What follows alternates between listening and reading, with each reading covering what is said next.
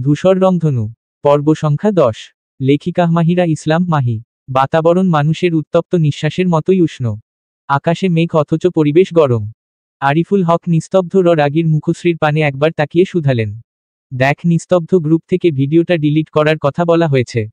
তবে যা রটে যাওয়ার তা তো রটেই গিয়েছে। এখন আর কিছুই করা সম্ভব নয়। তারা তো আর সত্যিটা জানে না। কিচ্ছু রটেনি স্যার, রটানো হয়েছে। আমার স্ত্রীকে আমি জড়িয়ে ধরব না কিস করব সেটা একান্তই আমার ব্যক্তিগত ব্যাপার। সুজন বলল, দেখ, নিস্তব্ধ রটানো হয়েছে সেটা আমরাও বুঝতে পারছি। কিন্তু যে কাজটা করেছে সে তো তোর ক্ষতি চায় বলেই সুযোগটা লুফে নিয়েছে। হ্যাঁ, আমার ক্ষতি চায় তাই না? যে এই কাজটা করেছে না, ওর কলিজাটা ছিঁড়ে নিয়ে আসবো আমি। কত বড় বেত্তমিজ বলে কিনা আমি নাকি নিজের বৈধ ওয়াইফের সঙ্গে ফষ্টি নষ্টি করি। ফষ্টি নষ্টি কত প্রকার কি সবগুলো বুঝিয়ে ছাড়বো জানোয়ারটাকে। স্যার, ভিডিও ডিলিট করার আগে ফেক আইডিটা দেখে রাখুন। সুজন, তোর বন্ধু হৃদয়ের নম্বরটা আমায় সেন্ড কর। ও তো এসব কাজে এক্সপার্ট। ওকে বল যে করেই হোক আইডিটাকে ট্র্যাক করতে। একবার শুধু জানতে পারি, জাস্ট একবার। নিস্তব্ধ আরিফুল হকের দিকে রক্তচক্ষু বদনে চেয়ে শুধালো, আর আমি যদি এবারে কোনোভাবে জানতে পারি এবারেও এসব কাজের সঙ্গে আপনার অপদার্থ মেয়ে জড়িত আছে, তবে মেয়ে বলে এবারে আমি আর তাকে ছেড়ে দেব না। আর শুনুন, কিচ্ছু রটে যায়নি বুঝেছেন, সবাইকে মাঠে জড়ো করুন এখনই। এতদিন যা বলিনি আজ বলবো। সুজন নম্বর দিতেই নিস্তব্ধ হৃদয়কে কল লাগালো। হ্যালো হৃদয়। হ্যাঁ শোনো, আইডির নাম নীলপদ্ম। 30 সেকেন্ডের ভিডিওটি ছাড়া হয়েছিল সকাল 6টার দিকে। আমাদের কলেজ গ্রুপে ছাড়া হয়েছিল। হ্যাঁ হ্যাঁ, আমি তোমায় লিংক পাঠিয়ে দিচ্ছি। যত দ্রুত সম্ভব আইডিটা ট্র্যাক করার চেষ্টা করো ভাই। তুমিই একমাত্র ভরসা। প্লিজ যত দ্রুত সম্ভব। আচ্ছা, রাখছি। নিস্তব্ধ ফোন কেটে বাসন্তীর নম্বরে কল লাগালো। কি ব্যাপার ভাই এই সময়? আপা শোন, যেখানে আছিস যেভাবে আছিস এখনই আমার রুমে যাবি। ড্রেসিং টেবিলের 3 নম্বর ড্রয়ারে আলমিরার চাবির ছোড়া পাবি। সব থেকে বড় চাবি দিয়ে আলমিরা খুলে সবচেয়ে ছোট্ট চাবি দিয়ে তার মাঝের ড্রয়ার খুলে আমার আর তাসফির বিয়ের কাবিননামা নিয়ে আসবি। ড্রাইভারকে বলবি হাই স্পিডে গাড়ি চালাতে। সঙ্গে বাবাকেও আনবি। 10 মিনিটের মাঝে কলেজে পৌঁছাবি। I repeat 10 minute. কিন্তু কোনো কথা নয় আপা, যা বলেছি দ্রুত কর। সময় কম। বাসন্তী কেবলই একটু ড্রয়িং রুমে বসেছিল। ভাইয়ের কথার মানে না বুঝলেও যা বলল সে তাই করল। মানসা তাসফিদের পিছু পিছু এসেছিল।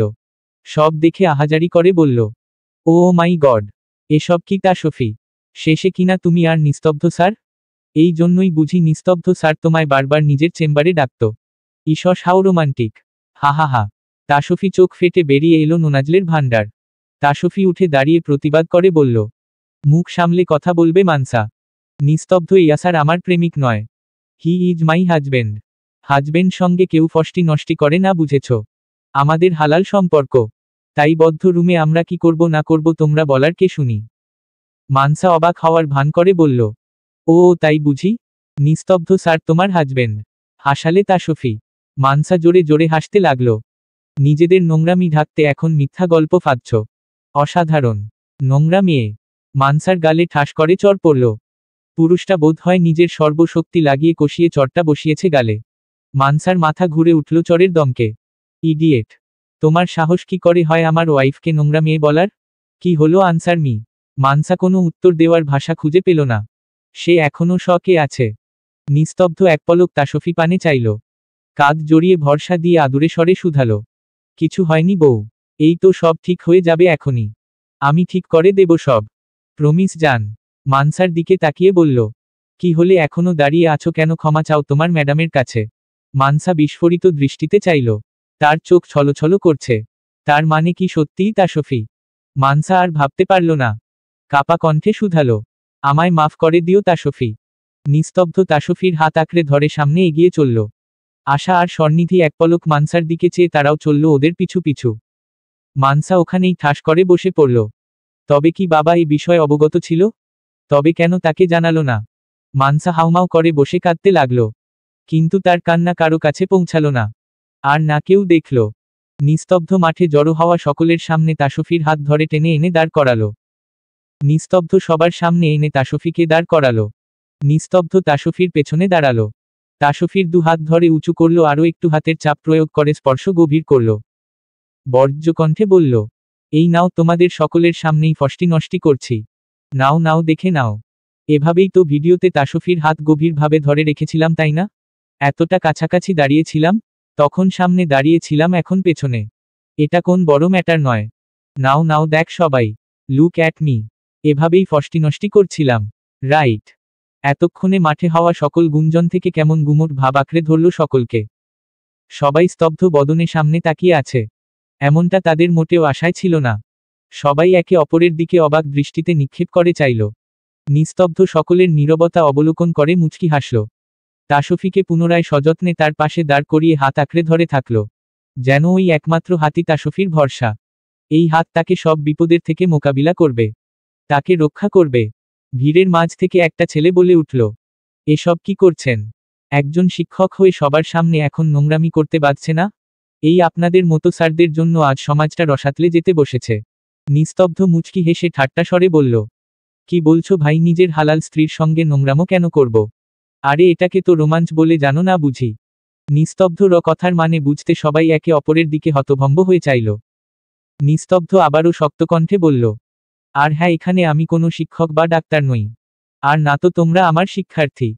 আমি এখানে কথা বলছি একজন সাধারণ মানুষ, একজন হাজবেন্ড হিসাবে, যে তার স্ত্রীর সঙ্গে নোংরামো টকমা কিছুতেই সহ্য করবে না। আর তোমরাও আমার মতো সাধারণ মানুষ। তাই সাধারণ মানুষের মাঝে এখন কোনো শিক্ষক শিক্ষার্থী বলতে কিছু নেই। আশা করি বুঝাতে পেরেছি। বাসন্তী ততক্ষণে সেখানে এসে হাজির হয়েছে। নিস্তব্ধ তাসফির কাঁধ হালকা ভাবে জড়িয়ে বলল, হ্যাঁ, এই নিস্তব্ধ ইয়াসার বিবাহিত। আর এই যে তার পাশে দাঁড়িয়ে থাকা মেয়েটা তার একমাত্র অর্ধাঙ্গিনী। আমরা বদ্ধ চেম্বারে কোনো নোংরামি করছিলাম না, বরং যে আমাদের প্রাইভেট মোমেন্টের ভিডিওগুলো পাবলিক করেছে সেই ব্যক্তি অপরাধী। আর বিয়ের কথা বানোয়াট মনে হলে এই যে কাবিননামা চেক করে দেখতে পারো। তবুও বিশ্বাস না হলে তারিখ মিলিয়ে দেখতে পারো। ভাবতেই পারো আমার বাপ উকিল, এগুলো বানানো সহজ ব্যাপার। আরে ভাই, আইন এতটাও সোজা নয় যে তুমি 10 মিনিটে জাল কাগজ বানাবে। তবুও বিশ্বাস না হলে এক্সপার্টকে দিয়ে সই করা কলমের কালি পরীক্ষা করিয়ে দেখতে পারো তা কতটা পুরনো। যে কাজী বিয়ে পড়িয়েছে তাকেও ডেকে আনতে পারো। As your wish. But Tasfi my wife, it will not be false proof in any way. সকলের চোখে বিস্ময়। পুনরায় শুরু হলো গুঞ্জন। এই তবে কি এই তাসফি নামের মেয়েটাই নিস্তব্ধ স্যারের বউ? ও মাই গড, এই মেয়েটাই। ছি, আর আমরা কিনা শুধু শুধু মেয়েটাকে কত কথা শোনালাম। সত্যি ঈশ্বর, আসলেই আমরা বোকা। না বুঝে স্যারকে কত কথা বলে ফেললাম। মানুষ না বুঝে কেন যে এসব ভিডিও করে পাবলিক করে বুঝি না। সত্যি পুরো কথা না জেনেই এরা সবাইকে নাস্তানাবুদ করে। ছি ছি। নিস্তব্ধ সকলের দিকে তাকিয়ে কৌতুক করে হাসল। কিছুক্ষণ আগে যারাই দুর্নামের বন্যা বইয়ে দিচ্ছিল, দেখ এখন তারাই আবার আফসোসের সমুদ্রে ভাসছে। হায় রে মানব জাতি। তাসফি অপলক তাকিয়ে রইল তার ডাক্তার সাহেবের মুখশ্রীর পানে। তার সুদর্শন ডাক্তার সাহেবের রাগী মুখখানা দেখতে বোধ হয় আরও একটু বেশি সুদর্শন লাগছে। কি অদ্ভুত, তাসফির এত কিছুর মাঝেও এত কেন ভালো লাগছে? কেন ইচ্ছে করছে নিস্তব্ধ ধরে রাখা হাতখানা আর না ছাড়তে? উহু, কেন ছাড়বে সে? আজন্মকাল ধরে রাখবে সে তার সুদর্শন বুদ্ধিদীপ্ত ডাক্তার সাহেবের হাতখানা। এ জন্মে পর জন্মে সব জন্মে শক্ত করে আঁকড়ে ধরে রাখবে। নিস্তব্ধ সকলকে থামতে বলে উচ্চকণ্ঠে শুধালো, তোমাদের শিক্ষক হিসেবে একটা উপদেশ দিতে চাই। জীবনে কখনো কোনো পদক্ষেপ যাচাই বাছাই না করে নেবে না। এখনকার অনলাইনের যুগে কে সত্যি বলল কে মিথ্যা বলল এটা বাছাই করা বড্ড মুশকিল। আর তা যদি হয় আমাদের একদমই অজানা, তাহলে তো কথাই নেই। সমাজ আমাদের যেভাবে পারবে লুফে নিবে। তাই কারো দিকে আঙুল তোলার আগে সত্য মিথ্যা যাচাই করে নেবে। তোমাদের একটা কথার প্যাচে কত মানুষ কত সমস্যায় পড়ে তা তোমাদের ধারণারও বাইরে। আজ যদি আমার অর্ধাঙ্গিনী দুর্বল হতো, আমহ দুর্বল হতাম, তবে তো তোমাদের সামনে এই সত্যগুলো তুলে ধরার চেষ্টা করতাম না। অপমানে ঘরের দ্বার দিয়ে বসে থাকতাম। আমার স্ত্রী প্রতিবাদ না করে কান্না করে বুক ভাসিয়ে ফেলত। আর তোমরা কি করতে? একজনের মিথ্যাকে বুকে পুষে রেখে মিথ্যাকে সারা জীবন সত্য মেনে আসতে। আর আমরা কি করতাম? সমাজের অসুস্থ মানসিক টর্চারে অতিষ্ঠ হয়ে উঠতাম। তাই কখনো কাউকে মানসিক আঘাত করার আগে সত্য কিংবা মিথ্যা যাই হোক না কেন যাচাই করে নেবে। কখনো কখনো এই সত্য মিথ্যা একটা প্রাণের মূল্যের সমান ভাগিদার হয়ে দাঁড়ায়, যা আমরা আমাদের সমাজের মানুষ তা কল্পনাও করতে পারি না। এই সত্য মিথ্যার খেলা মানব জীবনেও তোমাদের অনেকটা কাজে দেবে, প্রতিটা পদে পদে নতুন করে মানুষ চিনবে। মাঝে মাঝে আমাদের সমাজের কিছু অসুস্থ বিকৃত মানুষকে জানবে, আর পরবর্তীতে অবশ্যই তাদের এড়িয়ে চলবে। আর একটু আগে ওখান থেকে কোন ছেলেরা যেন বলল না, সমাজের মানুষ কি শিখবে? আরে ভাই, তোমরা কি শেখাচ্ছ সমাজকে? নোংরামি, ফাতরামি, রাহাজানি। এই যে কদিন আগে একটা শিশু ধর্ষণ হলো, সেখানে তো প্রতিবাদ করো না।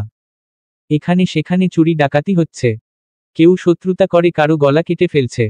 আশ্চর্য সমাজ আমাদের। অহেতুক কোন শিক্ষক কোন সেলিব্রিটি কি করলো সেই খবর গুনতে থাকো সারাদিন। তোমাদের থেকে সমাজ কি শিখবে? তোমাদের থেকে সমাজ যদি কিছু শিখতই তবে দেশে এখন আর এত অন্যায় অপরাধ হতো না। বর্তমানে আবার সমাজ আছে নাকি, যে যার নিজের মতো চলে? আরে সমাজই যদি থাকতো তবে স্কুল কলেজ পড়ুয়া মেয়েদের ছেলেরা ইপটিজিং করলে সমাজের আর 5টা লোক এগিয়ে এসে মেয়েটাকে সাহায্য করত। কই তা তো করে না, যে যার কাজ নিয়ে ব্যস্ত। অন্যের কথা ভাববার সময় আছে নাকি কারো? সকলে নিজের পকেট ভরতে ব্যস্ত। সমাজ আছে কিন্তু সমাজের মানুষগুলোর মনে বর্তমানে একতা নেই, সাহস নেই। কেউ তো পশুর সমান, কেউ কেউ পশুর চাইতেও নিকৃষ্ট। যেসব মানুষজন ছোট্ট শিশুদেরকে ধরে ধর্ষণ করতে পারে তারা আবার মানুষ হয় কেমন করে? দেশে ধর্ম নিয়ে টানাটানি। আরে ভাই, আমরা সবাই তো মানুষ। যার যার ধর্ম সে পালন করো না, কেউ তো বাধা দিচ্ছে না। তবুও কেন এত হানাহানি? এই মন্দির ভাঙ্গে মসজিদ ভাঙ্গো কেন ভাই? কেন এত হিংসা পরাবলম্বন? আমাদের প্রিয় নবীর শিক্ষা ভুলতে বসেছে মানুষ। দিনে কে কয় ওয়াক্ত নামাজ পড়ে? কে কতবার আল্লাহকে স্মরণ করে? সমাজের খোঁজ খবর রাখো তোমরা? সারাদিন ইউটিউব ফেসবুক নিয়ে পড়ে থাকো আর প্রাইভেট মেডিকেলে পড়ে বাপের অন্য ধ্বংস করো। নিস্তব্ধ চোখ বন্ধ করে নিজের রাগ সংবরণ করল। সবাই মাথা নিচু করে চুপ করে দাঁড়িয়ে রইল। ভিড় থেকে নিস্তব্ধ ফাঁকা জায়গায় এসে দাঁড়ালো। নিলয় সাহেব গর্বে ছেলের পিঠ চাপড়ে বুক ফুলিয়ে শুধালেন, বেস্ট অফ লাক মাই সান। আজ যেভাবে নিজের ভুল শুধরে নিজ ইগো পাশে রেখে অর্ধাঙ্গিনীর পাশে দাঁড়ালো, I proud of you my son. আশা করি ভবিষ্যতেও আজন্মকাল নিজ অর্ধাঙ্গিনীর হাত শক্ত করে ধরে রাখার চেষ্টা করবে। নিস্তব্ধ কণ্ঠ নিচু করে নিলয় সাহেবের কানে কানে বলল, ইগো নয় বাবা, ভালোবাসা। আমি তোমার বৌমাকে ভালোবাসি বাবা। আজ ভালোবাসা স্বীকার করতে আমার কোনো দ্বিধা নেই। তুমি মাকে যতটা ভালোবাসো আমি আমার বউকে তোমার থেকেও বেশি পরিমাণ ভালোবাসি। ছেলের কথায় নিলয় সাহেব চোখ গরম করে চাইলেন, একটা কথা বলে যদি সে শান্তি পায়। ভালোবাসা স্বীকার করবে তবুও নিচু হবে না, মানে তাকে টেক্কা দিতেই হবে। তবে সে যাই হোক, টেক্কা তো দেবেই, ছেলেটা কার দেখতে হবে না। হুহু ভাবনার মাঝেই ভদ্রলোক আনমনেই হাসতে লাগল। নিস্তব্ধ ভ্রু কুঁচকে বলল, মাথা ঠিক আছে তো তোমার? একা একা হাসছো কেন? ভদ্রলোক ছেলের কথায় থতমত খেল। ছেলেকে পাত্তা না দিয়ে তাসফির মাথায় হাত বুলিয়ে বলল, এই যে মামুনি, আর কোনো চিন্তা নেই বুঝেছ? ছেলে যখন মেনে নিয়েছে তখন আর ঝামেলা করো না মামুনি। তোমার এক বাবা নেই তো কি হয়েছে, আমি আরেক বাবা আছি না? তোমার সঙ্গে তোমার বর মহাশয় সঙ্গ আছেন, আমার গোটা পরিবার আছে। আর কিসের চিন্তা তোমার বলো? বাসন্তী পেছনে থেকে তাসফিকে জড়িয়ে ধরে বলল, আর এই যে আমি আছি সব সময় আমার মিষ্টি বনু প্লাস ভাবির সঙ্গে। আজ নিস্তব্ধ ও নিজে খুব বড় ধরনের একটা শিক্ষা পেল। বদনাম একবার যা রটে যায় তা শুধরে নিলেও তার রেশ খানিকটা থেকেই যায়। এই যে আশেপাশে মানুষের ফিসফিস দেখে বোঝাই যাচ্ছে তা। তাই তো জীবনে ইচ্ছে করে এমন কোনো কাজকে অপ্রয়োজনীয় ফেলে রাখতে নেই। কখনো কখনো ছোট্ট ছোট্ট বিষয় বস্তুকেও তুচ্ছ করতে নেই। দেখবে তোমার অবহেলার কারণে একটা সময় সেই ঠিক তোমাকেই ভুগতে হবে। নিস্তব্ধ চোয়াল শক্ত করে তাসফির কান্নারত মুখশ্রীর দিকে তাকিয়ে রইল। নিস্তব্ধ এখন বিষয়টা খুব করে উপলব্ধি করতে পারছে, আসলে কিছু কিছু বিষয় আছে যা সময় থাকতে থাকতেই সকলকে অবগত করা উচিত। সময় পেরিয়ে যাওয়ার পর তা সামনে আসলে ভীষণ করে ভুগতে হয়। ক্ষতি বই লাভ কিছুতেই হয় না। অর্ধাঙ্গিনীর আধ ভেজা শুষ্ক চোখ মুখ দেখে নিস্তব্ধর বড্ড মায়া হলো। তারা এখন বসে আছে গাড়িতে। তাসফি কান্না করেই যাচ্ছে। হাজার প্রশ্নের পরেও তাসফি উত্তর দিচ্ছে না, কি মুশকিল? নিস্তব্ধ অসহায় চোখে চেয়ে বলল, আহা কি মুশকিল? এভাবে কান্না কেন করছো বউ, সেটা তো বলবে নাকি? এভাবে মাঝ রাস্তায় গাড়ি থামালাম, কিছু বলছো না তুমি? তাসফি কোনো জবাব দিল না। নিস্তব্ধ পুনরায় কিছু বলতে নেবে তার আগেই তাসফি ঝাঁপিয়ে পড়ল তার কোলে। আষ্টেপৃষ্ঠে জড়িয়ে ধরল। নিস্তব্ধ ও মুচকি হেসে প্রেয়সীকে আগলে নিল। আদুরে চুমু খেল কপালে। তাসফি ফিসফিস করে আমোদিত স্বরে বলল, thank you so much doctor সাহেব। আলিঙ্গন রজনী ভাঙতে নিস্তব্ধ ফোন বেজে ওঠাই যথেষ্ট ছিল। নিস্তব্ধ ফোন রিসিভ করল। হ্যাঁ হৃদয়, বলো, কোনো ক্লু পেলে? ওপাশের ব্যক্তির কথা শুনে মুহূর্তেই নিস্তব্ধর হাসি খুশি চোখ মুখ পাল্টে রাগে লাল হয়ে উঠল মুখশ্রী। তাসফি নিজেও ভয় পেয়ে গেল। কি হয়েছে ডাক্তার সাহেব? নিস্তব্ধ তাসফিকে নিজ বক্ষের সঙ্গে চেপে ধরে উচ্চারণ করল, আরাধ্য আরাধ্য। প্রকৃতি জুড়ে মৃদু সমীরণ বইছে। পাখিদের কণ্ঠস্বরে আকুলতা। মেঘে ঢাকা আকাশ এখন উন্মুক্ত। উন্মাদের ন্যায় চলছে নিস্তব্ধ চার চাকার গাড়িটি। তারা তার গন্তব্যে পৌঁছানোর এইমাত্র নীলপদ্ম নামের আইডি থেকে আরাধ্য তার দ্বিতীয় ভিডিওটি পাবলিশ করল তাদের কলেজের গ্রুপে। সেখানে সে মাথা নিচু করে বসে নিজের অপরাধ স্বীকার করেছে। সেখানে সে স্পষ্ট করে বলেছে সে নিজের সুবিধার্থে তাসফি এবং নিস্তব্ধ স্যারের ভিডিওটি করেছিল এবং পাবলিশ করেছিল। সে জানত তারা বিবাহিত, তবুও তাদের দুর্নাম ছড়াতে সে এমনটা করেছে। সে এখন সকলের নিকট ক্ষমা প্রার্থী। সে তার অপরাধ বুঝতে পেরেছে। এই ভিডিও দেখার পর সকল শিক্ষার্থী আরও আফসোসের সুর তুলছে। শুধু তারা নিস্তব্ধ স্যার আর তাসফিকে জড়িয়ে কতগুলো নোংরা কথাবার্তা বলল। নিস্তব্ধ আর তাসফি এই মুহূর্তে দাঁড়িয়ে আছে আরাধ্যদের বাসার সামনে। আরাধ্য নামটা শুনে সেও কিছুটা থমকে গিয়েছিল প্রথমে। বিশ্বাস করতে খানিকটা কষ্ট হয়েছিল তারও। আরাধ্যকে নিজের ভাইয়ের স্থানে বসিয়েছিল সে। এই প্রথমবার তাসফি বোধ হয় ভুল মানুষকে বিশ্বাস করে ঠকে গেল। আরও কি কেউ আছে সেই লিস্টে? ছেলেটা এক নিমিষেই কেমনে তাদের বন্ধুত্বের ফাটল ধরিয়ে দিল। কেন করল ও এমনটা? কি ক্ষতি করেছিল তাসফি তার জবাব নিতেই তাসফি এসেছে। নিস্তব্ধ আরাধ্য নাম ধরে চিল্লিয়ে ডাকতে লাগল। আরাধ্য বাবা মা সে সময় কেউই বাড়িতে ছিলেন না, দুজনেই কর্মজীবী মানুষ। আরাধ্য বেরিয়ে এসো কুইক। নিস্তব্ধ রাগে ফুঁসছে। নিস্তব্ধ কণ্ঠ পেয়ে আরাধ্য ভয় কাঁপতে লাগল। আজকে বোধ হয় তার নিস্তার নেই। তবুও সে তো অপরাধী। আরাধ্য এক পর্যায়ে ছুটে বের হলো আর সহ্য করতে না পেরে। আরাধ্য দেখা পেতেই নিস্তব্ধ ভেতরের আগুন যেন দাউদাউ করে বেড়ে গেল। সে তেড়ে গেল ওর দিকে। হাতে মুখে কিল ঘুষি মেরে অস্থির করে তুলল। তাসফি থামাতে চেয়েও পারছে না নিস্তব্ধকে। টেনেও সরাতে পারছে না। এমনটা হবে জানলে সে আসতো না কিছুতেই। সে তো রক্তারক্তি চায়নি। লোকটা বেজায় ক্ষেপে আছে। সুজন গাড়ি থেকে নেমে দৌড়ে এলো।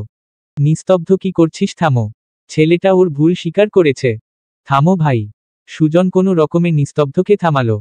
ছাড় আমায় সুজন, আজ ওকে চরম শিক্ষা দেব। সব জানার পরেও এত বড় স্পর্ধা ও পায় কি করে? আরাধ্য তখন ও দুহাত পেছনে মাটিতে ঠেকিয়ে বসে রয়েছে ক্লান্ত ভঙ্গিতে। ধস্তাধস্তি করে কিছুটা জখম ও হয়েছে সে। সুজন ওদের থামিয়ে আরাধ্য দ্বিতীয় ভিডিওটি ওপেন করে দেখালো।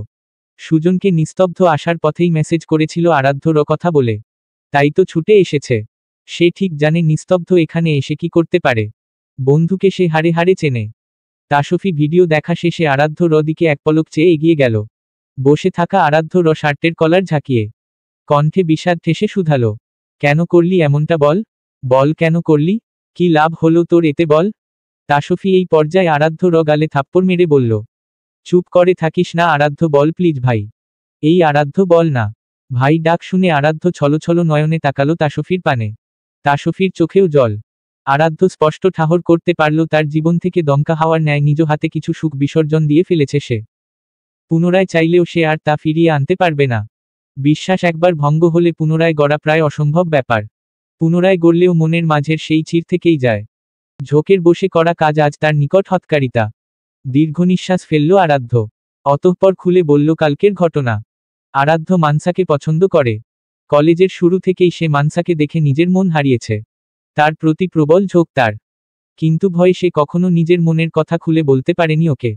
তারপর মানসার করা কর্মকাণ্ডে আরাধ্য কিছুটা আহত হয়েছিল। সে বুঝেনি মানসা এতটাও খারাপ একটা মেয়ে হয়ে উঠবে। কাল যখন মানসা তাসফির নিকট ক্ষমা চাইল, আরাধ্য যেন নতুন করে আশার আলো দেখতে পেল। ভেবেছিল তার পছন্দের মানুষটার বোধ হয় এবারে সুমতি হয়েছে। তাই তো আরাধ্য সেই সময় ক্লাসের বেল শেষে মানসা যখন বাইরে বের হলো সেও বের হয়েছিল তাসফিদের আড়ালে এক ফাঁকে। ওয়াশরুমের সামনেই দোনমোনা করতে করতে শেষমেশ মানসাকে আরাধ্য প্রপোজি করে বসে। সে কিছুটা হীনমন্যতায় ভুগছিল। তবে এই সুযোগ হাত ছাড়া করতে ও ইচ্ছে হয়নি। আরাধ্য বোধ হয় তখন ঘোরের মাঝে ছিল। কি থেকে কি করছে নিজেই জানে না। মানসা তখন মুচকি হেসে আরাধ্যর কাঁধ ধরে বসা থেকে দাঁড় করালো। মানসার স্পর্শে আরাধ্য বুকের মাঝে ধুকপুক শব্দের ঢোল বৃদ্ধি পেল যেন। তার মনের মাঝে থাকা প্রণয়ের দহন তাতে আশকারা পেয়ে দাউদাউ করে জ্বলে উঠে চারিদিকে ছড়িয়ে পড়তে লাগল। মানসা তখন মুচকি হেসে বলল, আরাধ্য আমি তোমায় একসেপ্ট করতেই পারি। তবে জানো তো এই নিষ্ঠুর দুনিয়ায় এমনি এমনি কিছু পাওয়া সম্ভব নয়। তোমাকেও যে আমার জন্য কিছু করতে হবে। কি সোনা করবে তো? আরাধ্য চোখ চকচক করে উঠল। কি করতে হবে বলো, তোমার জন্য আমি সব করতে রাজি। এই পর্যায়ে আরাধ্য মানসার হাত ধরে ফেলল।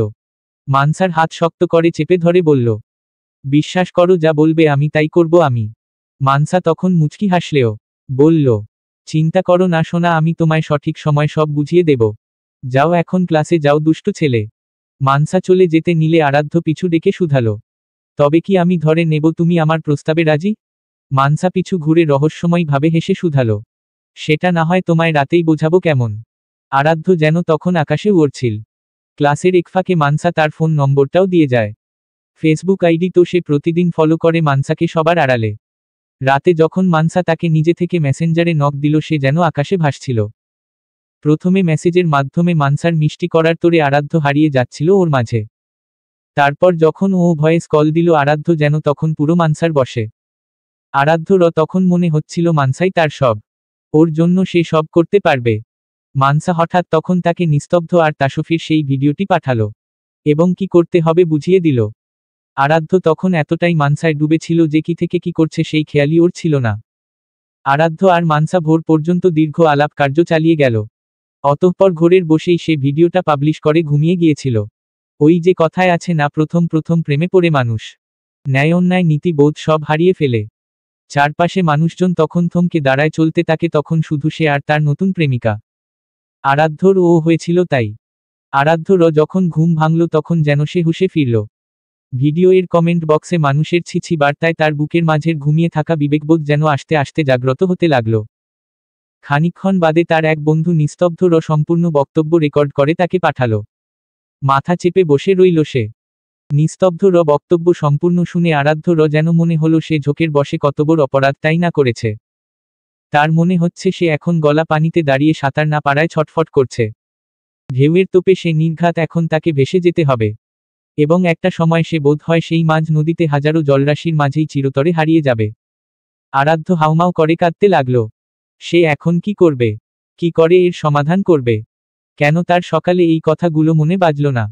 কথায় আছে না, ঠুস খেলেই মানুষের হুঁশ ফেরে। তার হয়েছে সেই দশা। আরাধ্য চোখ মুখ মুছে ওয়াশরুম গিয়ে ফ্রেশ হয়ে আসলো। অতঃপর সে ক্যামেরার সামনে বসে পরবর্তী ভিডিওটা বানিয়ে পাবলিশ করে দিল। তার যা হয় হবে। তার জন্য নিস্তব্ধ স্যার তার যা শাস্তি দেবে সে সব মাথা পেতে নেবে। প্রণয়ের তাগিদে আরাধ্য তার দ্বিতীয় ভিডিওটিতে মানসার নাম উল্লেখ করেনি। শত হোক সে তার প্রথম প্রেম। তার ছোট্ট মস্তিষ্কে যা এলো তাই করল। সে চায় না মানসা আর মানুষের চোখে ছোট হোক। দোষ তো তারও আছে শতভাগ। সে কেন মানসার কথায় মজল? আরাধ্যর কথা শেষ হতেই নিস্তব্ধ সুজনকে আদেশ করল। সুজন এই মুহূর্তে ওর থেকে ফোন নাম্বার নিয়ে ওর মা বাবাকে আমার রেস্টুরেন্টে আসতে বলে দে। আরাধ্যকে টানতে টানতে নিস্তব্ধ নিজের গাড়িতে নিয়ে বসালো। আরাধ্য চুপচাপ বসে রইল। টু শব্দটি করল না। কিই বা বলার আছে তার?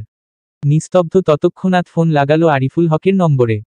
মেয়েকে নিয়ে যেথায় থাকেন না কেন মিস্টার, এই মুহূর্তে আমার রেস্টুরেন্টে আসবেন। আই রিপিট, এই মুহূর্তে। সুজনের পানে তাকিয়ে নিস্তব্ধ শক্ত কণ্ঠে বলল। সুজন তাসফিকে ওসমান ভিলায় দিয়ে আয়। তাসফি প্রতিবাদ করে এগিয়ে এসে উৎকণ্ঠা মিশ্রিত কণ্ঠে শুধালো, কিন্তু আপনি কোথায় যাচ্ছেন ওকে নিয়ে? আমিও যেতে চাই ডাক্তার সাহেব, আমায়ও নিয়ে চলুন। নিস্তব্ধ তাসফির মাথায় আদুরে হাত বুলিয়ে বলল, একটা বিশেষ কার্যে যাচ্ছি বউ, তোমায় বাড়ি ফিরে জানাবো। সুজনের সঙ্গে বাড়িতে চলে যাও কেমন? আমায় নিয়ে টেনশন করো না। তাসফি অভিমান করে আর যেতে চাইল না নিস্তব্ধর সঙ্গে। চলে এলে বাড়িতে। সেই অভিমান তার এখনো স্থায়ী। রাত তখন অনেকটা হয়েছে। ঘুমানোর তাগিদে তাসফি মাত্রই শুতে যাচ্ছিল। বাসন্তী ফোন স্ক্রুল করছিল, সেও শুয়ে পড়বে। তখনই চোখে মুখে তীব্র গাম্ভীর্য নিয়ে রুমে আগমন ঘটল নিস্তব্ধর। তাসফি সঙ্গে সঙ্গে কাপড় ঠিক করে সোজা হয়ে বসল। নিস্তব্ধ গম্ভীর কণ্ঠে বলল, আপা মা তোকে নিচে ডেকেছে। বাসন্তী চোখ ছোট ছোট করে বলল, সত্যিই ডেকেছে? মিথ্যা বলছিস না তো? মিথ্যা বলি না আমি, জানিস তুই আপা। বাসন্তী বিড়বিড় করে বলল, হ্যাঁ সে তো সেদিনই দেখেছি। আমার ভাই কেমন মিথ্যা বলতে পারে? নিস্তব্ধ কথার বিপরীতে অন্যদিকে মুখ ঘুরিয়ে নিল। বাসন্তীকে থামিয়ে তাসফি কিছু বলতে চাইল। নিস্তব্ধ আঙুলের ইশারায় তাকে চুপ থাকতে বলল। তাসফি মুখ কাচুমাচু করে বসে রইল। করুণ চোখে বাসন্তীর দিকে চাইল। বাসন্তী তাকে বাঁচাতে বলল, তাসফি তুই ও আমার সঙ্গে আয়। নিস্তব্ধ থমথমে কণ্ঠে বলল, তোকে ডেকেছে আপা। ওকে তো ডাকেনি, ও কেন যাবে? বাসন্তী একবার তাসফির পানে অসহায় চোখে চেয়ে আর উপায় না পেয়ে একাই বেরিয়ে গেল। বাসন্তী চলে যেতেই নিস্তব্ধ তাসফির দিকে কদম বাড়িয়ে এগিয়ে আসতে লাগল। তা দেখে বিছানায় বসে থাকা তাসফি শুষ্ক ঢোক গিলল। আরও জড়সড় হয়ে বসল। জিহ্বা সহিত ঠোঁট ভিজিয়ে শুধালো, আপনি আপনার রুমে যান না। আমি আসলে এখন ঘুমাবো তো। যান না। তাসফি দীর্ঘ হাম ছাড়ার ভঙ্গিমা করল। আপনি রুমে গিয়ে ঘুমান কেমন? নিস্তব্ধ এগিয়ে আসতে আসতে অদ্ভুত কণ্ঠে বলল। ঘুমাবেন?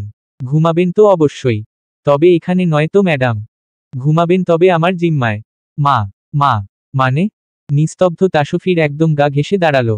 মানে খুবই সিম্পল। মুহূর্তের মাঝে তাসফি নিজেকে শূন্য আবিষ্কার করল। আতঙ্কে চেঁচিয়ে উঠল সে। কি, কি, কি করছেন? হুশস। আসতে চেঁচাচ্ছেন কেন? মানুষ কি বলবে ম্যাডাম? তাসফি চোখ পিটপিট করে চাইল। লোকটার ভাবগতি তার একদম সুবিধার ঠেকেছে না। নিশ্চয়ই কোনো মতলব এঁটেছে। সেই নিশ্চিত। নিস্তব্ধ তাসফিকে পাজা কোলে নিয়ে রুম থেকে বেরিয়ে নিজের রুমের দিকে হাঁটতে শুরু করল। তাসফি মৃদু স্বরে বলল। কোথায় নিচ্ছেন আমায়? আপনাকে তো বললাম ডাক্তার সাহেব আমি ঘুমাবো। So what? প্রবলেম কিসে? আমিও তো ঘুম পাড়াতেই নিয়ে যাচ্ছি। সঙ্গীহীন ছিলেন, এখন সঙ্গী পাবেন। আপনারই তো লাভ। আপনার আজ সহ প্রতি রাতের ঘুমগুলো এখন থেকে স্পেশাল হবে। I promise. স্পেশাল এই নিস্তব্ধ ইয়াসার নিজে করবে। আপনার প্রবলেম কোথায় শুনি? আপনি শুধু দেখবেন। মানেটা কি? আপনি তো ভীষণ বুদ্ধিমতী। মানেটা না হয় আপনিই বলুন। তাসফি ভয়ে শুষ্ক ঢোক গিলল। নিস্তব্ধ তাসফিকে রুমে এনে খাটে বসালো। দরজা বন্ধ করল। এই সুযোগে তাসফি একদম বিছানার কোনায় গিয়ে বসে রইল। নিস্তব্ধ তা দেখে ভ্রু কুঁচকে বলল। কি ব্যাপার, এত দূরে গিয়েছেন কেন? পড়ে যাবেন তো। দেখি কাছে আসুন। তাসফি আরও সেটে বসল। নিস্তব্ধ তার গায়ে জড়ানো কালোটি শার্ট খুলে ফেলল। নিস্তব্ধকে উদম গায়ে দেখে তাসফি চোখ ঘুরিয়ে নিল। নির্লজ্জ পুরুষ মানুষ। তাসফির ভাবভঙ্গি দেখে নিস্তব্ধ ভ্রু উঁচিয়ে চাইল। পরক্ষণেই ঠাস করে বিছানায় শুয়ে পড়ল। তাসফি হাত ধরে হ্যাচকা টানে নিজের বক্ষে এনে ফেলল। তাসফি লজ্জায় চোখ বন্ধ করে নিল। নিস্তব্ধ ফিসফিস করে শুধালো। দূরে দূরে কেন থাকছেন বলুন তো? বাড়িতে আসতে বলেছিলাম কি দূরে থাকার তাগিদে? তাসফি মাথা নাড়ল। তবে কেন দূরে দূরে থাকছিলেন? আমার অনুভূতি আপনি বুঝেন না? স্বামী কাছে ডাকলে সঙ্গে সঙ্গে হাজিরা দিতে হয় জানেন না? আপনার একটুখানি ছোঁয়া পেতে এই নিস্তব্ধ ব্যাকুল হয়ে থাকে বুঝেন না? তাসফির মাঝে হঠাৎ করেই যেন তীব্র লজ্জায় রাঙা প্রজাপতির দল হানা দিয়েছে। যাতে অবশ করে দিয়েছে তার পুরো অঙ্গ। নিস্তব্ধ আঙুলের সাহায্যে তাসফির মুখখানা উঁচিয়ে দৃঢ়ভাবে চাইল। শুধালো। এখনো কেন লজ্জা পাচ্ছেন বলুন তো? অর্ধেক লাজ তো আপনার সেদিন ফার্ম হাউসে। তাসফি সঙ্গে সঙ্গে নিজ হাতের সাহায্যে নিস্তব্ধ মুখ চেপে ধরল। কণ্ঠে অস্পষ্ট বাপ ফুটিয়ে শুধালো। আমি আমি এই মুহূর্তে প্রস্তুত নই ডাক্তার সাহেব। নিস্তব্ধ তাসফির তার মুখে চেপে ধরা হাতে চুমু খেল। তাসফি চোখ বন্ধ করে নিল। নিস্তব্ধ প্রেয়সীকে আরো খানিকটা গভীর করে জড়িয়ে ধরল। কোমরে হাতের বাঁধন গাঢ় করল। তাসফির কপালে আদুরে চুমু খেল। তাসফির মাথা নিজ বক্ষে চেপে ধরে ফিসফিস করে বলল। ভয় নেই। আপনার অনুমতি ব্যতীত এই অদমের কিছু করার সাহস আছে কি বলুন? শুধু এই অবলা প্রাণীর বক্ষে প্রতি রাতে মাথা রেখে তার উষ্ণ হৃদয়টাকে শীতল করুন, তাতেই হবে। দূরে থাকবেন না। যাওয়ার চেষ্টা করবেন না। ফল মোটেও ভালো হবে না। তাসফি আস্কারা পেয়ে আদুরে ভঙ্গিতে দৃঢ়ভাবে নিস্তব্ধ বক্ষে মাথা ঠেকাল। পুরুষটার উদম বক্ষে ঠোঁট ছুঁয়ে লজ্জায় চুপসে গেল। বুকের মাঝে হৃদযন্ত্রটা যেন বড্ড বেপরোয়া। উষ্ণ উস্কানি দিচ্ছে ক্ষণে ক্ষণে। নিস্তব্ধ হৃৎস্পন্দনের ধ্বনি তাসফি মন দিয়ে শুনছে। ভালে লাগছে তার। নিস্তব্ধ ফিসফিসিয়ে বলল। ম্যাডাম আপনি কিন্তু আমায় সিডিউস করার চেষ্টা করছেন। কেন উস্কানি দিচ্ছেন হুম? তাসফি সঙ্গে সঙ্গে মাথা উঠিয়ে না বোধক মাথা নাড়ল। নিস্তব্ধ প্রেয়সীর পানে গভীর চোখে চাইল। রুমের লাইট অফ। অথচ এখন তাসফি অন্ধকারে ভয় পাচ্ছে না। নিস্তব্ধ তাসফিকে পুনরায় বক্ষে টেনে নিল। তাসফি কিছু মনে করার ভঙ্গিতে মাথা উঁচিয়ে চাইল। অভিমানী কণ্ঠে শুধালো। আপনি কিন্তু আমায় এখনো বলেননি ডাক্তার সাহেব কোথায় নিয়ে গিয়েছিলেন আরাধ্যকে? বলেছিলেন রাতে ফিরে বলবেন। নিস্তব্ধ ভাবুক স্বরে বলল। ও আচ্ছা, এই কথা বলেছিলাম নাকি? তাসফি জোরে জোরে বাচ্চাদের মতো মাথা নাড়ল। নিস্তব্ধ দুষ্টুমি করে বলল। ওকে তবে সকালে বলি কেমন? বড্ড ঘুম পাচ্ছে বুঝলে। তাসফি রাগী চোখে তাকিয়ে চেঁচিয়ে উঠল। আপনি এক নম্বরের বদলোক। কোনোদিন ভালো হবেন না। অসভ্য লোক। নিস্তব্ধ মৃদু হাসতে লাগল প্রেয়সীর ছেলেমানুষিক নায়। এই, শুনুন না। হুমম। বলুন না প্লিজ। প্লিজ। বাসন্তী নিচে এসে ভারী অবাক হল। এত রাতে প্রায় সবাই জাগ্রত। তার বাবা মা দাদু নানি আয়শা ভাবি। অনিমা বেগমের উদ্দেশ্যে বাসন্তী বলে উঠল। আমায় ডেকেছিলে মা? অনিমা বেগম মা ডানে বামে মাথা নাড়ল। অর্থাৎ না। বাসন্তী হতবাক স্বরে শুধালো। তবে ভাই যে বলল তুমি ডেকেছ? নিলয় সাহেব বলে উঠলেন। তোমার মা তোমায় ডাকেনি? তোমার গুণধর ভাই আমাদের সবাইকে বলে গেল তার রিসিপশনের ডেট ফিক্স করতে, যে কোনো দিন সে ফ্রি থাকবে। সে বলে গেল। তোমরা সবাই মিলে আলোচনা করো, আমি আপাকেও পাঠিয়ে দিচ্ছি ওয়েট। তোমার ভাইয়ের সে মতিগতি ঠিক হয়েছে, এতেই আমরা খুশি। বাসন্তী বিরক্তিকর স্বরে বলল।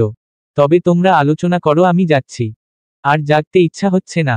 হ্যাঁ যাও। তোমার ভাইয়ের যে এতদিন পরে একটু বোধবুদ্ধি হয়েছে, এতেই যথেষ্ট। এতদিন পরে নয় বাবা, তোমার ছেলের মাথায় অনেক আগে থেকেই বোধবুদ্ধি উদয় হয়েছিল, শুধু আমরাই বুঝিনি। বুঝেছ? বলে সে আবারও রুমে ফিরে গেল। নিলয় সাহেব অনিমা বেগমকে ঠেস দিয়ে বলল, যেমন মা তার তেমন ছেলে মেয়ে, একদম মায়ের মতো রগচটা। অনিমা বেগম রাগান্বিত দৃষ্টিতে চাইলেন স্বামীর পানে। কটমট করে বলল, এত বেশি কথা বলো না, বুঝেছ? আগে ডেট ফিক্স করো। কত আত্মীয় স্বজন সে খেয়াল আছে? সবাইকে খবর দিতে হবে। নিস্তব্ধ ফুফুকে সবার আগে খবর দিবে। আফা ছাড়া আমি এত কাজ একা একা কিছুতেই সামলাতে পারবো না। তিনি আবারে শ্বশুরের পানে চেয়ে বললেন, শুনুন বাবা, আপনি আপাকে কিচ্ছুটি বলতে পারবেন না। আফা আসবে, যতদিন খুশি থাকবে। আমার ছেলের রিসিপশনে আমি আফাকে পাশে চাই। আপনাদের নিজেদের মনোমালিন্য আপনাদের মাঝে রাখলেই খুশি হব। ওসমান সাহেব অপর দিকে মুখ করে বিড়বিড় করে বলল, আমার মেয়ে আর আমার কথার তোয়াক্কা করলই বা কবে? নিলয়, তুই ভুল বুঝেছিস বাবা, তোর ছেলে তার মায়ের মতো হয়নি, হয়েছে একদম ফুফুর ধাঁচের। সে এবারে এসে আবার কি লঙ্কাকাণ্ড বাধায় কে জানে। বাসন্তী রুমে এসে ফাঁকা রুম দেখে চোখ মুখ কুঁচকে ফেলল। তবে এই ব্যাপার, এই কারণে সবাইকে ড্রয়িং রুমে বসিয়ে তাকেও পাঠানো হয়েছে। তার ভাই শেয়ানার উপরে শেয়ানা। বাসন্তী মুচকি হাসল। যাক ভাই, তার দাদার মতো বউ পাগলা হতে চলেছে। হঠাৎ বাসন্তীর ফোন বেজে উঠল। মাহিনের কল। বাসন্তী দুরু বুকে ফোন হাতে নিল। আজ আবার ছেলেটা নিচে এসে দাঁড়িয়ে রয়নি তো? কাল একটু আমাদের বাসায় আসতে পারবেন বাসন্তী? কেন? একটু দরকার ছিল। মা অনেক দিন হলো আপনাকে আবারও দেখতে চাইছে। বাসন্তী কল কেটে দিল। হ্যাঁ না কোনো উত্তর দিল না সে। নিচ থেকে ঘুমের তাগিদে রুমে আসলেও হঠাৎ করে তার ঘুমপড়িরা যেন নিজেরাই ঘুমিয়ে গিয়েছে। অন্ধকার রুমে থাইগ্লাস ভেদ করে বাইরে আলোর দিকে তাকিয়ে রইল সে দীর্ঘক্ষণ। কিছু সম্পর্কের সমীকরণ মেলাতে সে ব্যর্থ। জীবনের মোড় আবার তাকে নতুন করে কোথায় গিয়ে ফেলে আসে কে জানে। পুনরায় কি তাকে নদীতে ঠাঁই না পেয়ে ভেসে যেতে হবে প্রবল স্রোতে? কে জানে। তাসফি অভিমানে মুখ ঘুরিয়ে রেখেছে অন্যদিকে। নিস্তব্ধ থেকে দূরত্ব বজায় রেখেছে এক হাত। সতর্ক করেছে একদম যেন সে বর্ডার টপকানোর ধান্ধা না করে। নিস্তব্ধ হাল ছেড়ে বলল, উফাফ, বড্ড জ্বালাতন করছো তুমি তাসফি। দূরে কেন গিয়েছ, কাছে আসো। তাসফি মাথা নাড়ল। নিস্তব্ধ রাগী স্বরে বলল, আমি কিন্তু কাছে আসতে বলেছি তাসফি। তাসফি দ্বিগুণ রাগ দেখিয়ে আঙুল উঁচিয়ে বলল, এই একদম আমাকে ধমকাবেন না। আপনার ধমকে আমি ভয় পাই না, বুঝেছেন? তাই নাকি? হুম হুম। আচ্ছা। নিস্তব্ধ এপাশ দিয়ে এসে ঠাস করে এপাশে শুয়ে পড়ল। তাসফি টোম ফুলিয়ে বলল, আপনি কথার খেলাপ করেছেন। উহু, মোটেও না। আমি তো তোমার মাপা এক হাত ক্রস করিনি। দেখ, আপনি একটা চিটিংবাজ। ওকে বাবা, ঠিক আছে বলছি তো। কাছে এসো। রাগ করছো কেন? এত দূর থেকে তো শুনতে পাবে না বউ। তাসফি মুখ ভেঙচি দিল। ছাই। মিথ্যা কথা বলে আর তার সঙ্গে চিটিং করতে লোকটা ওস্তাদ। সব সময় হেয়ালি। তাসফি আবারও ওপাশে ফিরতে নিলে নিস্তব্ধ সেই সুযোগ দিল না। নিস্তব্ধ সঙ্গে সঙ্গে তাসফিকে আষ্টেপৃষ্ঠে জড়িয়ে ধরল। ললাটে চুম্বন করল পরপর অধরে। হঠাৎ আক্রমণে তাসফি কিছুটা অস্থির হয়ে উঠল। নিস্তব্ধ ফিসফিস করে বলল, সব সময় পালাই পালাই করো কেন বলো তো বউ? এত ছটফট কর, বাঁধন আরো দৃঢ় হবে মনে রেখ। তাই শান্ত থাকলেই তোমার লাভ আর আমারও। বুঝেছ? তাসফির নাকে আলতো কামড় বসালো। তাসফির পেটে দুষ্টু প্রজাপতির দল উড়িতেই থাকল। তাতের শিহরণে তাসফি অতিষ্ঠ। একদিকে তার অসভ্য ডাক্তার সাহেব, অপরদিকে দুষ্টু অনুভূতির মাতলামি। কপত কপতির আলিঙ্গনে মাধ্যমেই কাটিয়ে দিল পুরো একটি রাত। দীর্ঘ রজনী কেটে গেল এক লহমায়। পূর্ব দিগন্তে উদয় হল নতুন দিবাকর। উদয় অবশ্য হয়নি। উদয় তো হয়ে আছে সেই শত সহস্র কোটি বছর যাবৎ। আদ্যত্বেরও কোনোদিন তার তেজস্বী উত্তপ্ত জ্যোতি নিভবে কিনা কে জানে। তা তো জানেন একমাত্র তারই সৃষ্টিকর্ত। ফোনের রিংটোনের বিকট শব্দে তাসফি ঘুম ছুটে গেল। প্রচণ্ড মেজাজ খারাপ হলো তার। উফাফ। তার এত স্বাদের ঘুইমে ব্যাগরা দিতে ইচ্ছে হলো কোন মানুষটার, আশ্চর্য। পিটপিট করে চোখ মেলে চাইল সে। ফোনটা পেল এক হাত দূরে। নিস্তব্ধ তাকে রুমে আনার মুহূর্তে ফোনটা তার হাতেই ছিল। সারা রুমে চোখ বুলিয়ে সে নিস্তব্ধ টিকিটাও পেল না। বিয়ের আগের দেখা স্বপ্ন বুঝি তার আর পূরণ হবে না। সে কি পারে না তার ডাক্তার সাহেবের আগে ঘুম থেকে উঠতে? হে সৃষ্টিকর্তা, তুমি কি পারো না এই তাসফিকে একটু আগে ঘুম থেকে জাগিয়ে দিতে? ভেবেছিল বিয়ের পর প্রতিদিন সকালে জামাইয়ের মুখ দেখে তার হৃদয়কে শীতল করবে, কিন্তু তা আর বোধ হয় ইহজন্মে সম্ভব নয়। তাসফি বাঁকা হাসল। কেন সম্ভব নয়? অসম্ভবকে সম্ভব সে করবে। নিজের কোনো ইচ্ছাই তো সে অপূর্ণ থাকতে দেয়নি।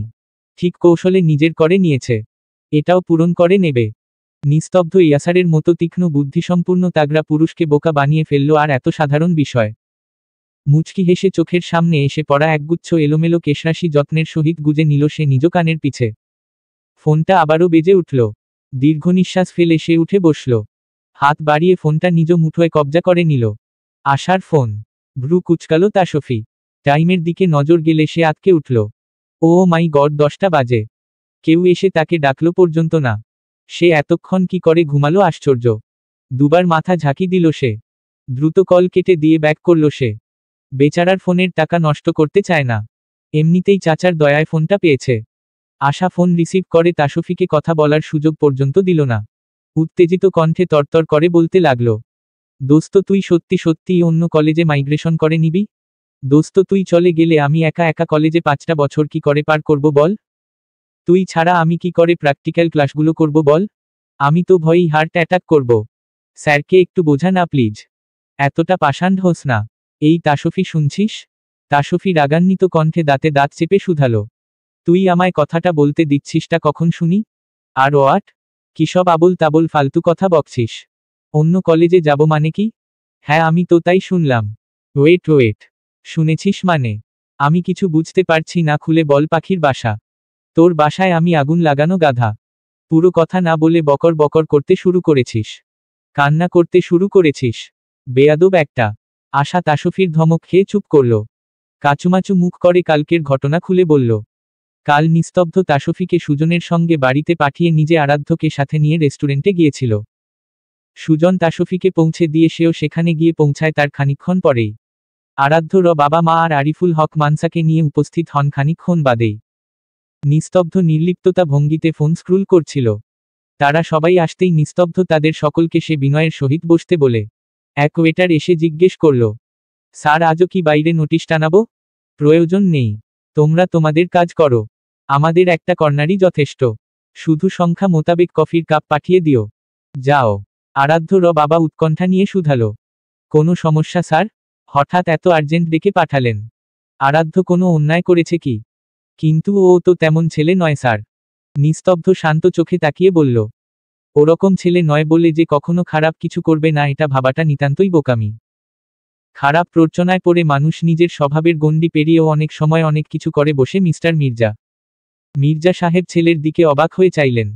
কিছু বুঝতে পারছে না সে। নিস্তব্ধ কথা বাড়ালো না। ওর ইশারায় সুজন দুটো ভিডিও তাদের সামনে বের করে দেখালো। ভিডিও দুটো আপনার ছেলে পাবলিশ করেছে। ওটা তারই আইডি। আর তাকে প্রথম ভিডিওটা দিয়ে সাহায্য করেছে আপনার সামনে বসা মেয়েটা।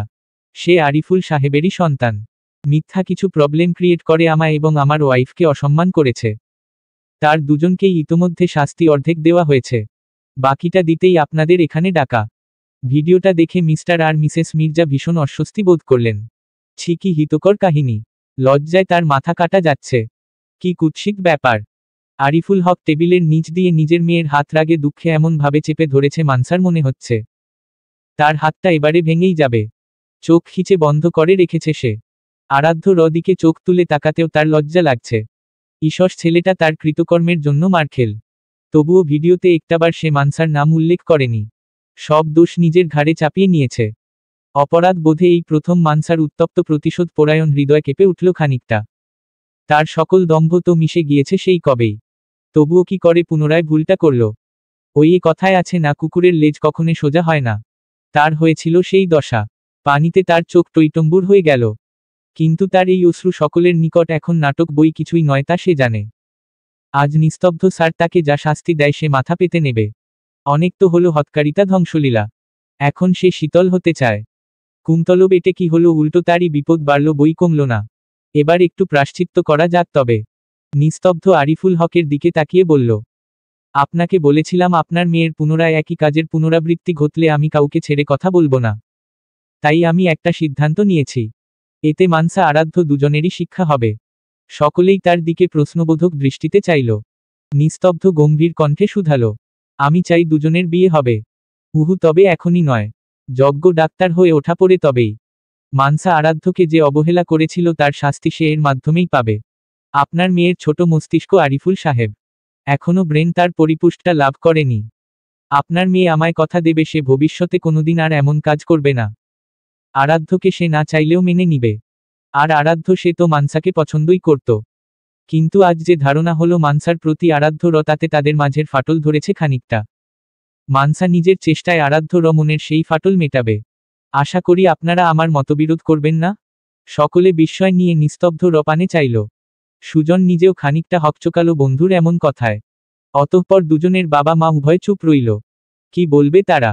এ মেনে নেওয়া ছাড়া তো তাদের কোনো উপায়ও নেই। ছেলেমেয়ের কৃতকর্মে তাদের মাথা হেঁট হয়ে আছে। আরাধ্য বাবা মা দুজনেই একটু অসন্তুষ্ট। তারা কেউই ছেলের জন্য এমন বউ আশা করেননি কখনো। তাছাড়া ছেলে তাদের এখনো অনেকটা ছোট। মিসেস মির্জা তীক্ষ্ণ দৃষ্টিতে মানসাকে পরখ করতে লাগল। ভদ্রমহিলা খানিকটা খুঁতখুঁতে করা মেজাজের। মানসা মাথা নিচু করে বসে আছে। অস্বস্তি লজ্জা ভয় সংকোচ সব তার মাঝে বাসা বেঁধেছে। মানসাকে পরখ করার মাঝেই ভদ্রমহিলা আরাধ্য গালে ঠাস করে চর বসিয়ে দিলেন। ছেলেকে ইচ্ছে করছে তার এখনই পুঁতে ফেলতে। শেষ পর্যন্ত একটা মেয়ে মানুষের পাল্লায় পড়ে তার এতদিনের শিক্ষাকে বিসর্জন দিয়ে দিল ছেলেটা। সবাই চমকে উঠল। নিস্তব্ধ কিছুই বলল না। তার যা বলার সে বলে দিয়েছে। রেস্টুরেন্ট থেকে বের হওয়ার পূর্বে নিস্তব্ধ আরিফুল হকের উদ্দেশ্যে শুধালো, ও মিস্টার আরিফুল হক, আমি আমার ওয়াইফকে আর আপনার কলেজে পড়াচ্ছি না। প্রশ্নই উঠে না। তার মাইগ্রেশনের মাধ্যমে আমি ঠিক অন্য কলেজে ভর্তি করিয়ে নেব, তাতে আমার বিন্দু পরিমাণ সময়ও লাগবে না।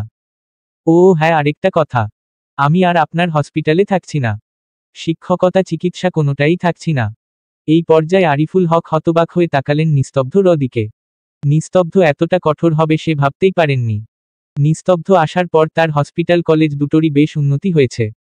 একমাত্র নিস্তব্ধ চতুর বুদ্ধিমত্তার জন্যই তা সম্ভব হয়েছে। নিস্তব্ধ আর সুজন বেরিয়ে গেল তৎক্ষণাৎ। আরিফুল হক পিছু ডাকলেও নিস্তব্ধ আর তা শোনার প্রয়োজন বোধ করল না। আরাধ্যকে টানতে টানতে তার বাবা মা নিয়ে গেল। আরিফুল হক মানসার হাত শক্ত করে ধরে বসে রইল খানিকক্ষণ সেখানেই। আশার কাছে থেকে সব শুনে তাসফি বাকরুদ্ধ হয়ে বসে রইল। জনাব, তবে কাল এসব কাণ্ড ঘটিয়ে এসেছে। সব মেনে নিতে পারলেও প্রিয় বান্ধবীকে ছাড়া অন্য কলেজে যাবে সেটা সে মেনে নিতে পারল না। নিস্তব্ধ সঙ্গে সে কথা বলবে?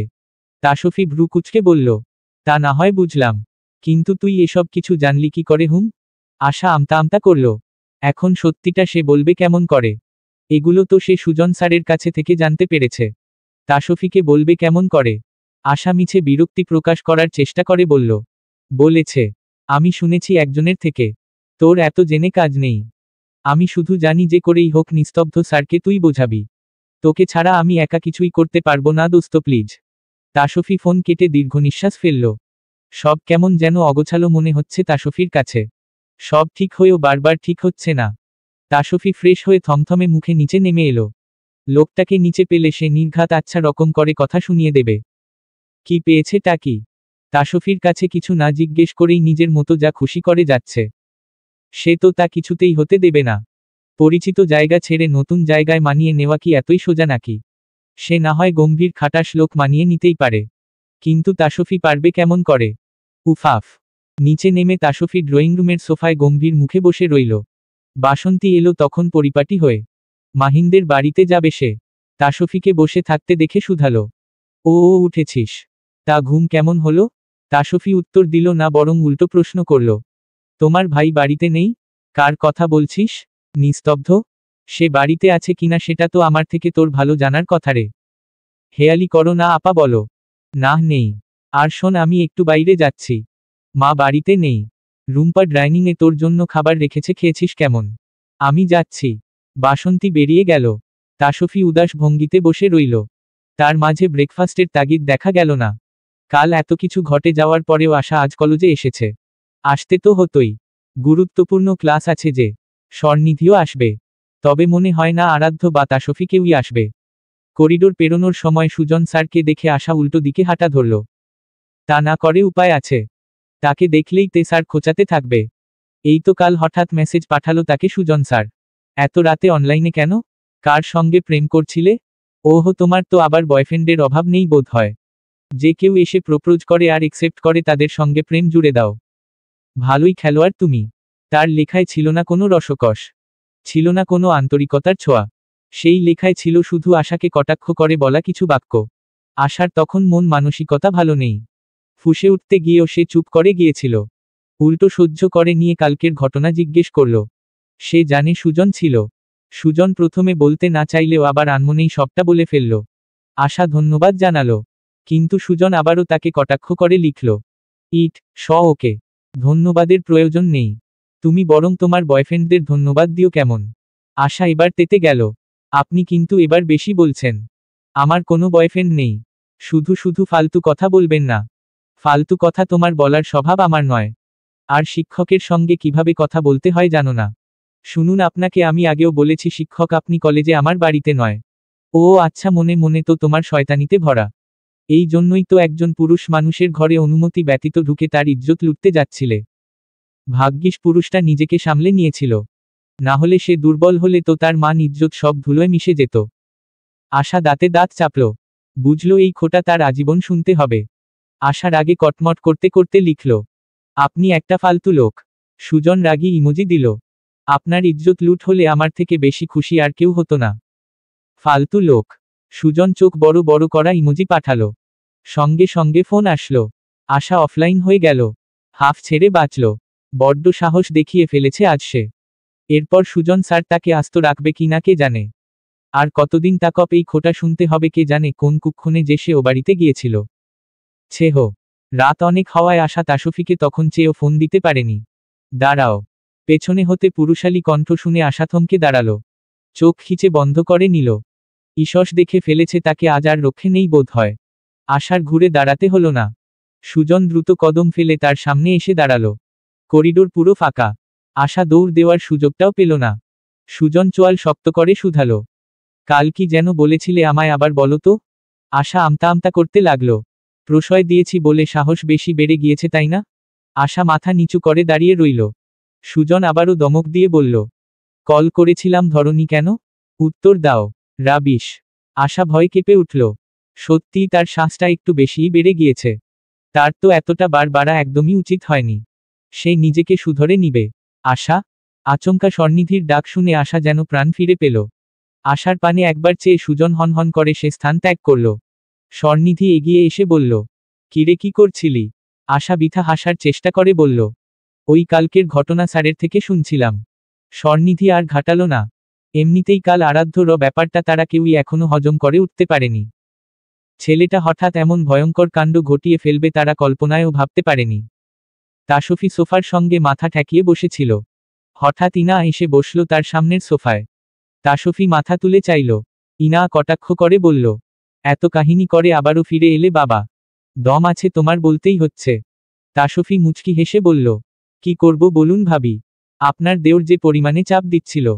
না এসে উপায় আছে বলুন। না এলে সে আমায় গুম করে দিতেও দ্বিধা করত না বুঝলেন। নিজের ভালো কে না চায় বলুন। এই যে দেখুন না, কাল আপনি কেমন শাশুড়ি মার ধমক খেয়ে সুরসুর করে বাপের বাড়ি ছেড়ে এলেন। নিজের ভালো চেয়েই তো। কে চায় বলুন তো অযথাই ঝামেলায় জড়াতে।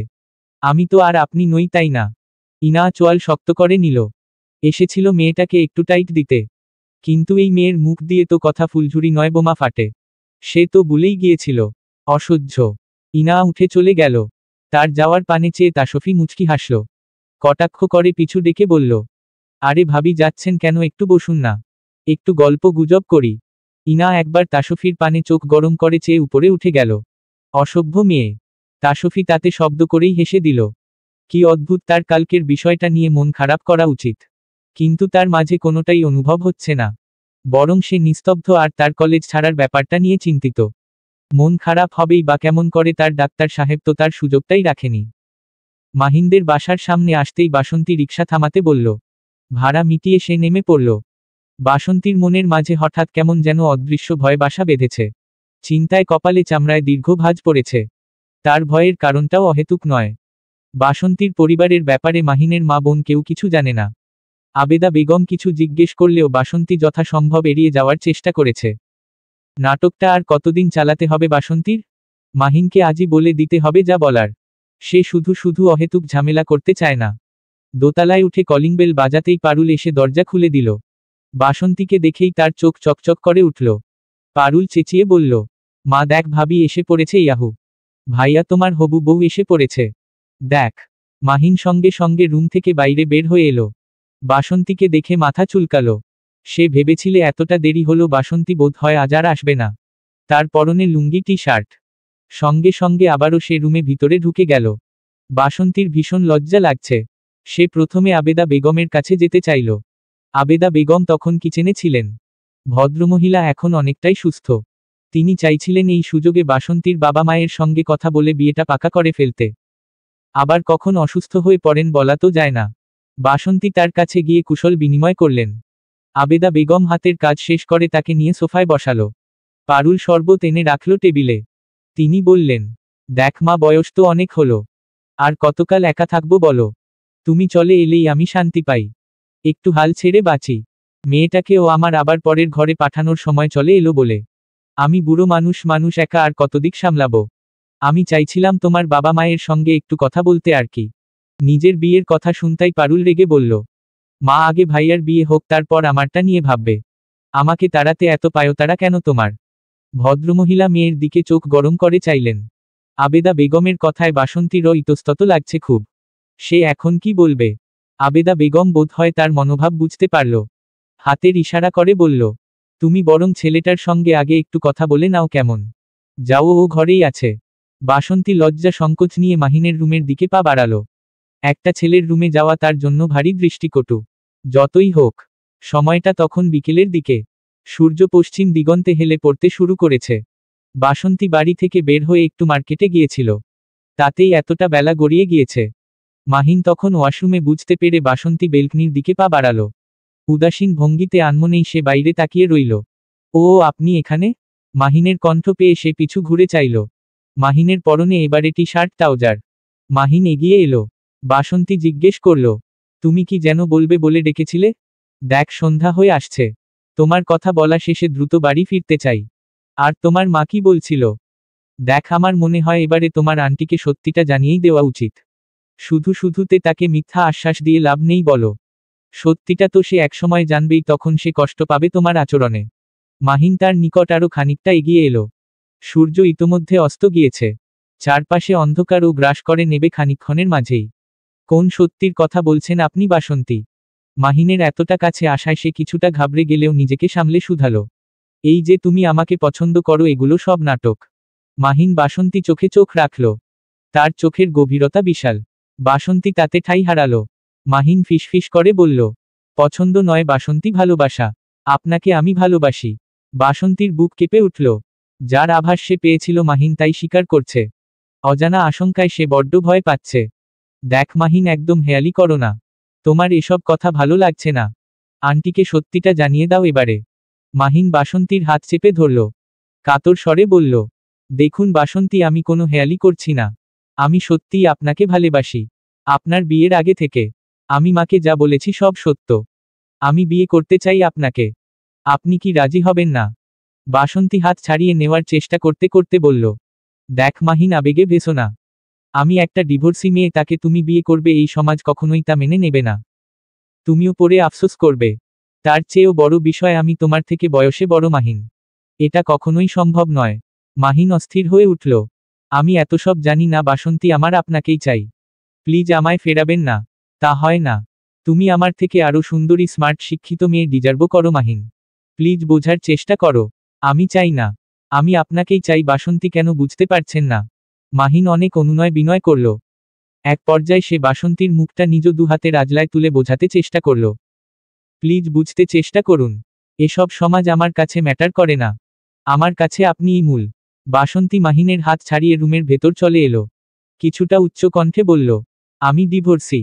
বয়সে তোমার চেয়ে বড়। তুমি মানলেও তোমার ফ্যামিলি মানবে, তার গ্যারান্টি কি মাহিন? তার চেয়ে বরং আমাদের আর না এগোনোটাই ভালো। বাসন্তী চোখ বন্ধ করতেই তার চোখ ফেটে বেরিয়ে এলো নোনাজলের ধারা। আবেদা বেগম দরজার সামনে থমকে দাঁড়িয়ে রইল। সে এসেছিল বাসন্তীকে ডাকতে। আবেদা বেগমকে সামনে দেখে বাসন্তী আরো ঘাবড়ে গেল। মাহিন ও মাকে এখন একদমই আশা করেনি। আবেদা বেগম থমথমে কণ্ঠে বলল, এসব আমি কি শুনছি মাহিন? বাসন্তী এগিয়ে গিয়ে বলল, আসলে আন্টি আমরা দুজনের কেউ কাউকে ভালোবাসি না। সবটাই নাটক ছিল। আমায় ক্ষমা করে দেবেন আন্টি। বাসন্তী আর এক মুহূর্ত ও দাঁড়ালো না। ছুটে বেরিয়ে এলো। মাহিন তার পিছু যেতে গেলে আবেদা বেগম ওকে থামিয়ে বলল, দাঁড়াও, ওকে যেতে দাও। মাহিন অস্থির কণ্ঠে বলল, মা তুমি বুঝতে পারছো না। আবেদা বেগম হুঙ্কার ছেড়ে বললেন, আমার যা বোঝার আমি তা বুঝে নিয়েছি। আর একটা কথাও বলবে না তুমি। আর কিছু আমায় বোঝাতেও আসবে না। আবেদা বেগম নিজের রুমে গিয়ে দরজা লাগিয়ে দিলেন। ছেলে তার সঙ্গে এই প্রতারণা করতে পারল। কষ্টে তার বুক ব্যথা করছে। ছেলেকে এই শিক্ষা দিয়ে বড় করেছেন তিনি। এতটুকু বিশ্বাস নেই ছেলের তার উপর। এই দুঃখে তিনি মূর্ছা যাচ্ছেন। মাহিন মেঝেতে মাথা নিচু করে বসে রইল। সব ঠিক করতে গিয়ে আবার সব কেমন এলোমেলো হয়ে গেল। বড্ড বেশি তাড়াহুড়ো করে ফেলল না তো সে? আর একটু সময় নেওয়ার প্রয়োজন ছিল কি? একদিকে মা অপরদিকে ভাই। পারুল কাকে সান্ত্বনা দিবে ঠিক বুঝে উঠতে পারল না। হঠাৎ কি থেকে কি হয়ে গেল। সবটা তার ছোট মস্তিষ্কের উপর দিয়ে গেল। রিকশায় চেপে সারাটা রাস্তা বাসন্তী নিঃশব্দে কান্না করতে করতে পার করল। শত চেষ্টা করেও তার চোখের পানি আটকানো গেল না। কেন এত কষ্ট হচ্ছে তার? পুনরায় একই কাজ কেন করতে যাচ্ছিল সে? সে কষ্টে হৃদয় বড্ড পীড়া দিচ্ছে। ওসমান ভিলায় পৌঁছে বাসন্তী কোনো রকমে চোখের পানি মুছে ড্রয়িং রুম পেরিয়ে উপরে উঠে এলো। কোনো প্রশ্নের সম্মুখীন সে হতে চায় না আপাতত। ইতোমধ্যে মাহিন অনেকবার ফোন করেছে তাকে। বাসন্তী একটাও রিসিভ করল না। ফোনটা সাইলেন্ট করে রেখে দিল। কিচ্ছু ভালো লাগছে না তার। নিস্তব্ধ সারা দিনে আর একবারও বাড়িতে ফেরেনি। তাসফি ফোন দিলেও রিসিভ করেনি। মেসেজ পাঠিয়েছে, সন্ধ্যার পর বাসায় এসে সব খুলে বলবে। তাসফি মেসেজ পাঠিয়েছিল তার বদলি হওয়ার ব্যাপারে, তারও উত্তর দেয়নি লোকটা। তাসফি টোম ফুলিয়ে বসেছিল বেলকনিতে। নিস্তব্ধ ব্যাটা আসুক আজ বাসায় একটা কথাও বলবে না সে। কিসের এত ব্যস্ততা? তখনই সে বাসন্তীকে এলোমেলো ভাবে বাড়ির ভেতরে ঢুকতে দেখল। তাসফি উঠে এলো দ্রুত। তাসফি বুঝতে পারল না আপার হঠাৎ কি হলো। দরজা খুলো আপা। কথা আছে। শুনছ? থমথমে কণ্ঠে ভেতর থেকে উত্তর আসলো। রুমে যা তাসফি। কাল কথা বলবো। আমার মাথা ব্যথা করছে, একটু ঘুমানো দরকার। আমি মেসাজ করে দেব। খোল প্লিজ। কি বলেছি শুনিসনি? রুমে যা। এখন উঠতে পারবো না। তাসফি মন খারাপ করে আবারও রুমে ফেরত এলো। বেলকনির রেলিং ভর করে দাঁড়ালো। এই প্রথম আপা এতটা রুড বিহেভ করল। কি হলো হঠাৎ তার? সকালে তো ভালোভাবেই বের হলো। তাসফি ভাবনায় এতটাই বিভোর যে কেউ তার পিছে এসে দাঁড়িয়েছে সেটাও বুঝতে খানিকটা সময় লাগলো। রমণী হঠাৎ নিজেকে কারো শক্তপোক্ত বক্ষে আবিষ্কার করল। কেউ তাকে পেছনে থেকে ঝাপটে জড়িয়ে ধরেছে। তাসফি ঠিক জানে এই হাতের বাঁধন তার ডাক্তার সাহেবের ছাড়া আর কারো নয়। ভেবেছিল লোকটার সঙ্গে কথা বলবে না। অথচ এখন কথা না বলেও উপায় নেই। তাসফি হুঁশিয়ারি দিল, কি করছেন ছাড়ুন, একদম ছুবেন না আমায়। নিস্তব্ধ ফিসফিস করে বলল, আজ সারাদিন ভীষণ ব্যস্ত ছিলাম বউ। একটু রিল্যাক্স হতে দাও প্লিজ। তোমার মাইগ্রেশন সঙ্গে আমার অন্য হসপিটালে জয়েন্ট হওয়ার কাজে বুঝেছ। শুধু শুধু রাগ করছেন আপনি মিসেস নিস্তব্ধ। খানিকক্ষণ যেতেই তাসফি চট করে সামনে ঘুরে বলল, কেন করছেন এসব? আমি সবাইকে ছেড়ে নতুন কলেজে নতুন পরিবেশে কি করে মানিয়ে নেব বলুন? সম্ভব নয়। প্লিজ বোঝার চেষ্টা করুন। নিস্তব্ধ রেগে গেল। মানুষ চাইলে কোনো কিছুই অসম্ভব নয় তাসফি। তোমার স্বপ্ন ডাক্তার হওয়ার, সেটাই শুধু চেষ্টা করবে। কোথায় স্বপ্ন পূরণ করছো সেটা ফ্যাক্ট নয়। যেখানে একবার আমার ব্যক্তিগত জীবনের দিকে কেউ আঙুল তুলেছে সেখানে মানিয়ে নেওয়াটা আমার পক্ষে সম্ভব নয়। কোনো কিছু মানিয়ে নেওয়া আমার ধাঁচে নেই। যা করব সোজাসুজি খোলাখুলি। লুকোচুরি ব্যাপার স্যাপার আমার সাথে যায় না। সো আমার থেকে তা আশা করাটাও তোমার জন্য বোকামি। তাসফি করুণ চোখে চেয়ে রইল। নিস্তব্ধ দীর্ঘনিশ্বাস ফেলে তাসফিকে শক্ত করে জড়িয়ে ধরল। তার কাঁধে মাথা রেখে ফিসফিস করে বলল, বোঝার চেষ্টা করো বউ। যা করছি আমাদের ভবিষ্যতের ভালোর জন্যই। আমাদের দুজনের জন্যই বেটার। খানিকের দুঃখ ভবিষ্যতে যদি সুখ দেয় তবে তাতে ক্ষতি কি বলো? তাসফি টোম ফুলিয়ে রাখল। এক পর্যায়ে কাঁদতে শুরু করল। নিস্তব্ধ শ্বাস ফেলে বলল, এই বোকা মেয়ে কাঁদছ কেন? আচ্ছা আচ্ছা, তোমার যেন নতুন কলেজে গিয়ে একটুও খারাপ না লাগে তার ব্যবস্থা আমি করে দেব। খুশি তো? তাসফি নাক টেনে শুধালো। সত্যি তো? কথার খেলাপ হলে ভালো হবে না। প্রমিস? আচ্ছা প্রমিস। তাসফি মুচকি হাসল। নিস্তব্ধ সযত্নে অর্ধাঙ্গিনীর ললাটে চুম্বন করল। তাসফি চোখ বন্ধ করে নিল। চলবে।